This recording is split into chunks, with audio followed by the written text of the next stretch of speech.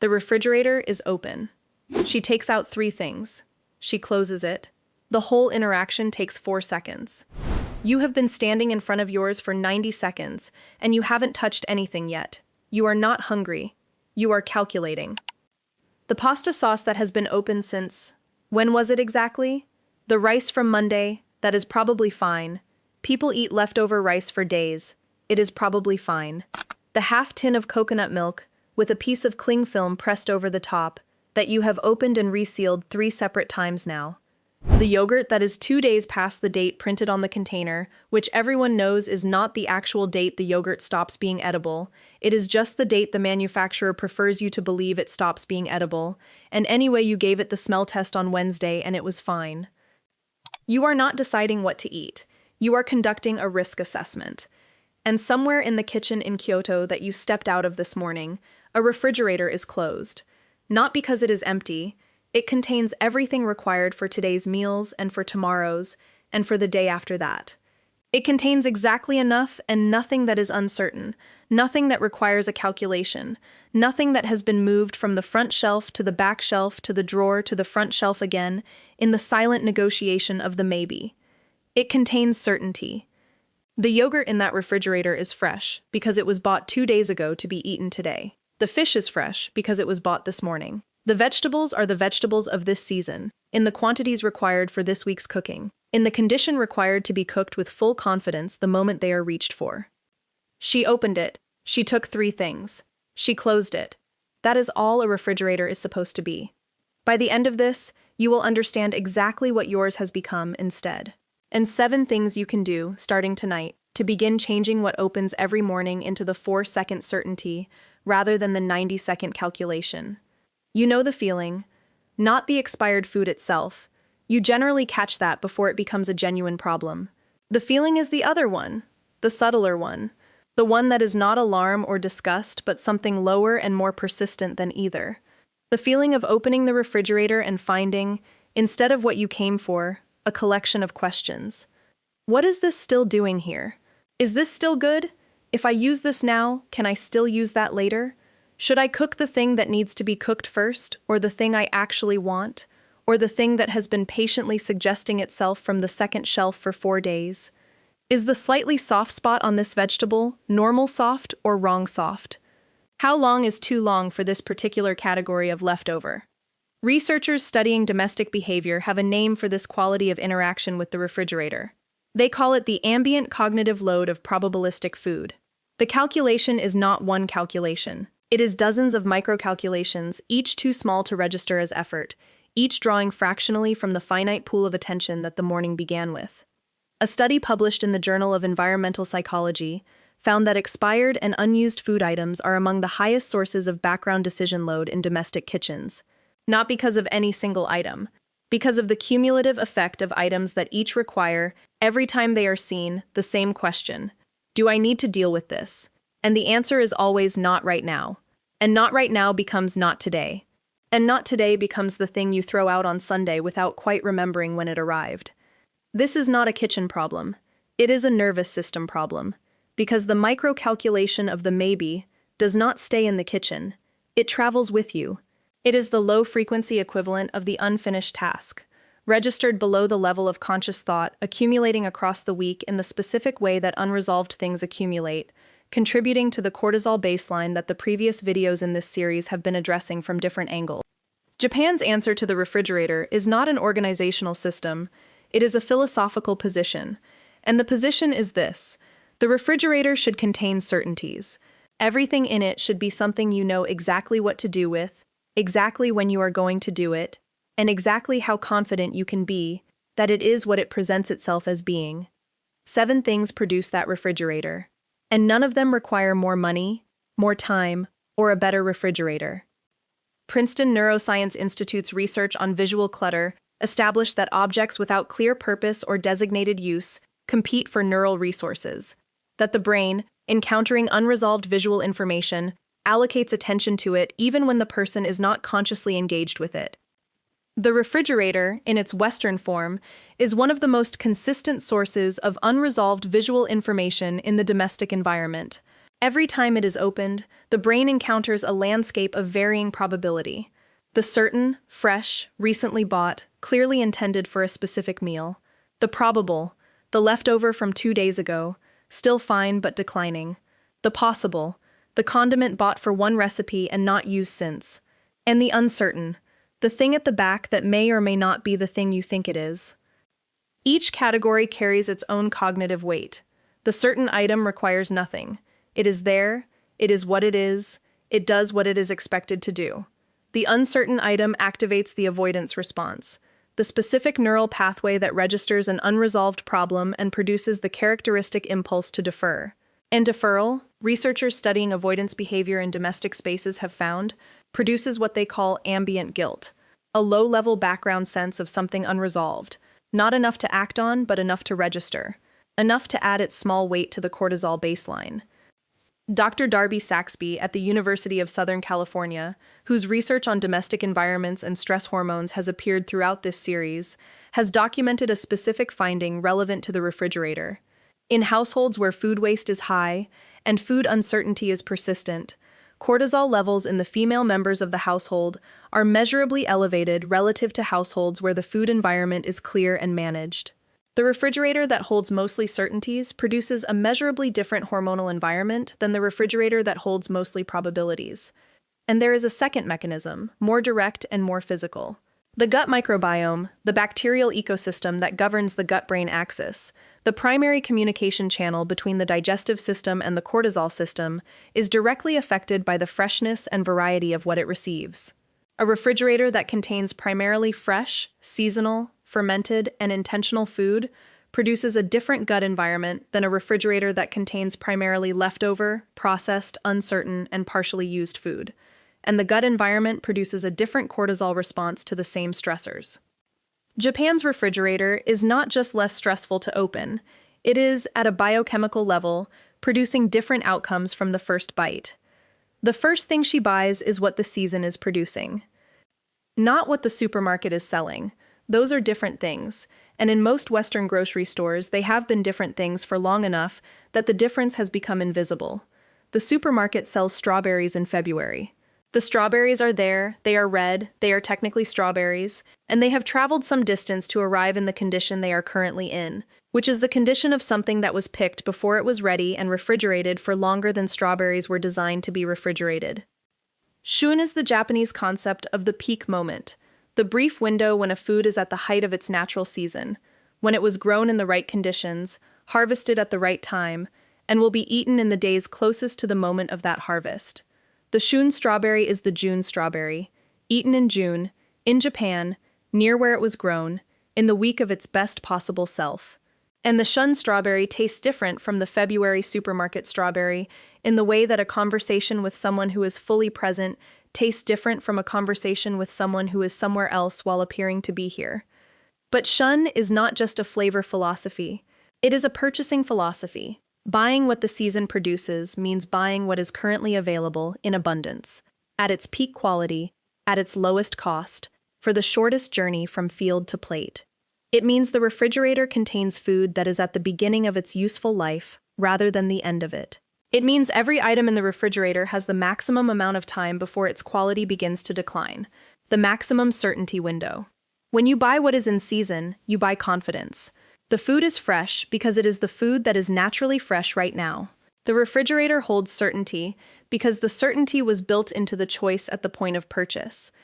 She does not buy strawberries in February, not because she has decided not to, because it simply does not occur to her to want something that is not what right now is offering. She does not do a weekly shop.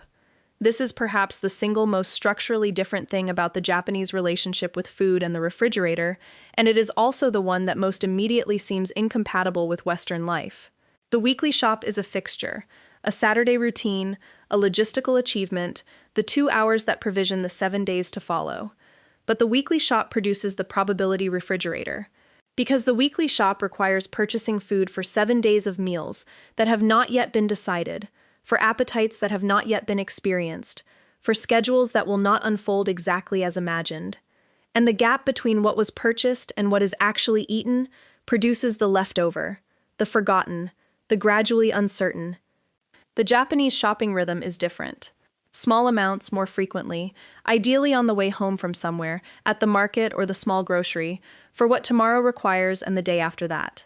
3 days of food, purchased with the specific meals already in mind for those 3 days, bought in the quantities needed for those specific meals. This is not more expensive. The USDA estimates that the average American household throws away approximately a third of its food supply every year. Food purchased and not eaten, food refrigerated past its useful life, food bought with an intention that was never enacted. The small, frequent shop wastes less. The total food expenditure, accounted for correctly, is lower. And the refrigerator that results from the small, frequent shop is a different object from the refrigerator that results from the weekly shop. It contains 3 days of certainty rather than 7 days of probability. Every item in it has a meal it belongs to and a day it will be used on. Nothing is deferring. Nothing is asking the question of whether it is still fine. She shops on the way home. She buys what she knows she will use. She uses what she bought. Nothing in this refrigerator is more than 3 days old. This is not a rule she follows. It is the natural consequence of the previous habit. The small, frequent shop for specific meals produces a refrigerator where nothing has the opportunity to become older than 3 days. But it is worth naming as a principle, because the principle clarifies the relationship with the refrigerator that produces the certainty it contains. 3 days is the window within which most fresh food remains unambiguously what it presents itself as. Within 3 days, the fish is fish, the vegetables are vegetables, the leftovers are leftovers rather than a calculation. Beyond 3 days, the certainty begins to become probability. The slight softness of the vegetable, the changed smell of the fish, the leftover that technically could be eaten but probably won't be, the yogurt that is fine but whose fineness you are now no longer certain of. Japan's Matanai philosophy, the principle of zero waste, of honoring the full value of what already exists before introducing something new, produces the 3-day rule as a natural consequence. If nothing new enters the refrigerator until what is there has been used, then nothing has the opportunity to age past the certainty window. The refrigerator does not accumulate because the consumption is calibrated to the contents. The Western refrigerator accumulates because the purchase is decoupled from the consumption. Things enter the refrigerator more quickly than they leave it. The certainty window closes on some of them before they are reached. And the closed certainty window is the probability that produces the 90 seconds of calculation. 3 days. Not as a rule to enforce, as the natural outcome of buying what will be used and using what was bought. Everything in this refrigerator is visible. Not because the refrigerator is small or the food is sparse, but because the arrangement was designed with visibility as its primary property. The leftover is in a clear container. The ingredient is placed at the front of the shelf rather than behind something else. Nothing is stacked in a way that requires the removal of the thing in front to assess the thing behind. This is not an aesthetics decision. It is a certainty decision. The item that cannot be seen cannot be incorporated into the plan. The item that cannot be assessed without being reached for will not be assessed until it has become a problem. The refrigerator that requires excavation produces the probability of the unseen, the uncertainty of the forgotten, the ambient guilt of the item that has been there for longer than it should have been, and now requires a reckoning that takes longer than the 4 seconds the refrigerator was supposed to need. Japanese domestic organization applies the principle of ikagetsu, one-glance sufficiency, to the refrigerator with the same precision it applies it to the kitchen drawer and the wardrobe shelf. One glance should be sufficient to know what the refrigerator contains, what condition it is in, and what meal it will produce. If a single glance is not sufficient, the arrangement has failed the function. She opens the refrigerator and knows, in the same 4 seconds it takes to reach for the 3 things, exactly what is there, exactly what it will become, and exactly how certain she is of all of it. That is what a refrigerator should do. That is all a refrigerator should need to do. There is a word that appears on signs in Japanese restaurants, printed on packaging in Japanese supermarkets, embedded in the language of the kitchen, in a way that has no direct English equivalent.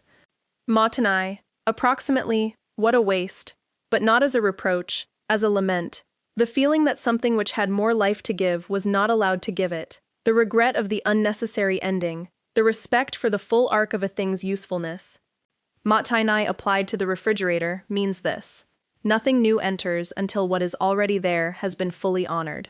The vegetable that is at its peak is used at its peak, not set aside for later, while a newer vegetable takes its place. The leftover is planned into the following day's meal rather than placed in the refrigerator and quietly forgotten. The ingredient bought for one purpose is given a second purpose, then a third, before it leaves the kitchen. This is not frugality. It is a relationship with food that begins at the purchase and ends only when there is genuinely nothing remaining.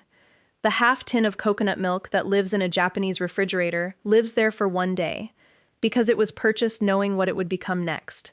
The curry tonight, the smoothie tomorrow morning, and then it is gone. Not the half tin that stayed 3 weeks and was thrown away on Sunday as a small and private shame. Matenai does not begin with how you throw things away. It begins with what you allow in, when you know that everything you allow in, you have committed to honoring entirely. The refrigerator that holds that commitment is a refrigerator where nothing lingers past its useful life, where the certainty window never closes because the food never reaches the point at which it would. Something in this refrigerator is always fermenting or already fermented. Miso, pickled vegetables. Kimchi, sometimes, or the Japanese equivalent. Natto, a small container of something that arrived in the refrigerator as one thing and has continued, slowly and without supervision, to become a better version of itself. This is not a wellness trend. This is the physical manifestation of a food culture that has understood, for centuries before the microbiome became a word in the scientific literature, that the gut requires not just nutrition but living food. Food that contains the bacteria that communicate directly with the vagus nerve, that modulate the cortisol response, that speak in the biochemical language of the gut-brain axis to produce a different kind of afternoon than the gut that has been given food that has been processed past the point of having anything alive in it. The fermented anchor is what the previous video in this series described as the first component of Ichiju Sansai, the fermented element that primes the digestive system and improves the accuracy of the satiety signal. But it is also what the refrigerator keeps present at all times, not as a deliberate supplementation, but as the ordinary background of how food has always been preserved and consumed in this culture. The refrigerator that contains a fermented anchor is a refrigerator that is actively contributing to the gut environment that keeps the cortisol system quieter. Not dramatically, not visibly, in the low, consistent, accumulative way that a diet rich in fermented food has been shown, across decades of research, to produce measurably lower inflammatory markers, measurably better cortisol regulation, and measurably more accurate hunger and satiety signaling. She reaches past the miso every morning. She has been reaching past it for 30 years, and the accumulation of 30 years of that reach is in the gut microbiome that produces the mornings this series has been describing. The last habit takes 5 minutes. It happens before sleep, and it is the reason the refrigerator opens in 4 seconds rather than 90. Before she goes to bed, she looks at the refrigerator with the eyes of tomorrow morning. Not to clean it, not to organize it, to look at it with the specific question, what needs to be used first tomorrow, and does tomorrow's plan account for it? The fish that was bought today and should be cooked tomorrow, is it in the plan? The vegetable that is at its peak today and will be beginning its decline by tomorrow evening, is it accounted for? The leftover from tonight's dinner that will be perfectly suited for tomorrow's lunch if she remembers it exists, has she placed it at the front of the shelf, in the clear container, in the position that will make it visible and retrievable in 4 seconds? This 5-minute check does 2 things. It prevents the accumulation. The food that was forgotten is the food that becomes uncertain, and the uncertain food is the 90 seconds of calculation. And it produces the certainty of tomorrow's morning, the refrigerator that will open easily, because what it contains was considered the night before, placed with the knowledge of when and how it will be used, positioned to be visible and certain and unambiguous at the moment of need. She closes the refrigerator after the check. She turns off the light. Tomorrow morning, it will open in 4 seconds, not by accident, because 5 minutes were spent the night before arranging it to open in 4 seconds. You are still in the kitchen in Kyoto. The 3 things she took from the refrigerator this morning have become the breakfast that is now finished. The refrigerator is closed. It contains, right now, what tomorrow requires and the day after that. No more, no less, with a certainty so complete that the question of whether anything in it is still fine does not arise, because everything in it was introduced with the knowledge of when it would be used, and the when has not yet arrived. 7 things built this. Shun, the seasonal purchase that brings food into the refrigerator at the beginning of its useful life rather than the end of someone else's supply chain. The small frequent shop, the 3-day provision that matches the purchase to the consumption and prevents the probability from accumulating. The 3-day rule, the natural consequence of buying what will be used and using what was bought, the certainty window that never closes, because the food never reaches the point where it would. The certainty layout, the arrangement that makes everything visible in a single glance, that removes the unseen and the forgotten from the refrigerator's contents. Matenai, the commitment to full use before introduction of the new, the respect for the entire arc of a food's usefulness that prevents the silent shame of the Sunday throwaway. The fermented anchor, the living element always present, always contributing to the gut environment that speaks directly to the cortisol system and produces mornings that feel different from mornings fed differently. And the evening check, the 5 minutes that arranges tomorrow's certainty before tomorrow arrives. Tonight, open your refrigerator. Not to clean it, not to reorganize it. Look at it with one specific question. What in here is uncertain? Not spoiled, uncertain. The item you are not sure about. The thing that requires a calculation. The food that is probably fine, but whose fineness you would not stake anything on. Make a decision about it. Use it tonight, or release it. That is the only decision tonight asks of you. One item, one resolution, one less probability in the refrigerator that opens tomorrow. The refrigerator that holds only certainties does not arrive all at once.